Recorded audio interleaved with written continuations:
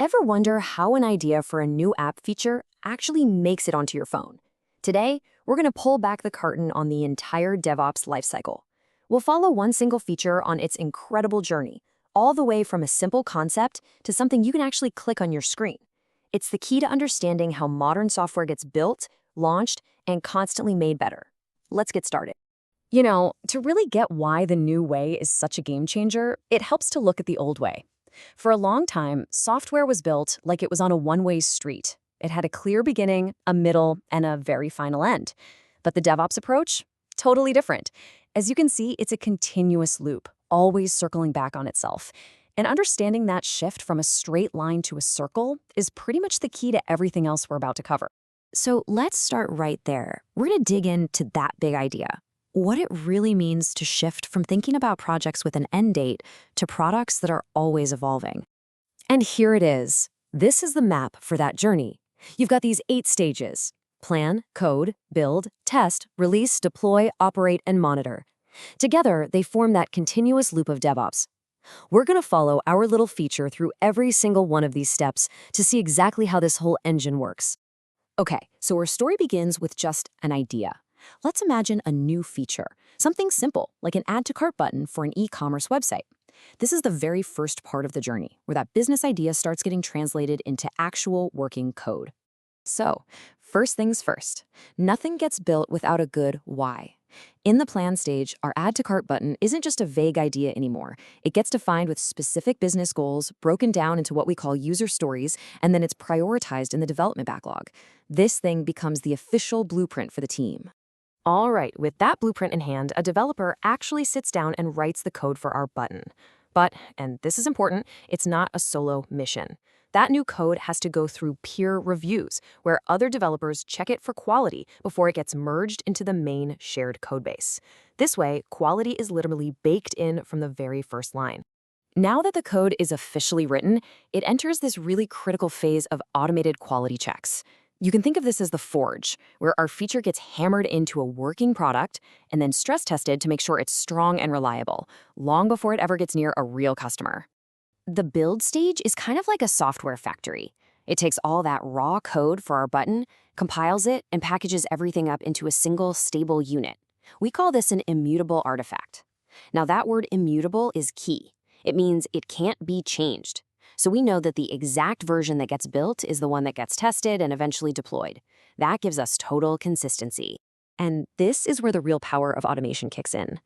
The second that new build artifact is ready, it's thrown to an army of automated tests. They check its functionality, its performance, its security, you name it. The goal here is to find any bugs or issues instantly, making sure our new button not only works perfectly, but also doesn't accidentally break anything else. Okay, deep breaths. Our feature has been coded, built, and it's passed all its automated tests with flying colors. It is ready for its public debut. Now we move into the launch phase, where we focus on getting it safely out into the world and into the hands of our users. Think of the release stage as the final gatekeeper. Before our button can go live, it needs the final green light. All the compliance and security checks get a formal sign-off, release notes are written up. This is the last human checkpoint to make sure it's absolutely 100% ready for production. And now, the moment of truth, deployment. An automated process takes our approved add to cart button and pushes it live to the servers where customers can finally see it and use it. And this isn't just a simple copy and paste job. It uses really clever strategies to make the whole process as safe and seamless as possible. So one of those safe strategies is called blue-green deployment. Let me walk you through it. Look at step 1. The current version, let's call it blue, is live and handling all the users. Then, in step 2, we deploy our new version, green, right alongside it, but nobody sees it yet. Once we've checked that green is working perfectly, we just flip a switch, and bam! All the traffic instantly goes to the new version. This means zero downtime for users, and if something's wrong, we can flip right back to blue just as quickly. Pretty cool, right? But the journey is not over once the button is live. I mean, not even close. In fact, a whole new chapter is just beginning. This is maybe the most important phase, where we operate the feature and start learning from how it actually performs out there in the real world. The operate stage is all about keeping the lights on. This means managing the servers, making sure they can handle all the user traffic without slowing down, and having a plan in place to respond in seconds if something goes wrong. The goal here is to keep our Add to Cart button and the whole application fast, stable, and always available for everyone. And while the system is operating, we monitor everything. We track the technical stuff like server load and error rates for sure. But just as importantly, we track the business impact. Are people actually clicking this new button? Is it leading to more sales?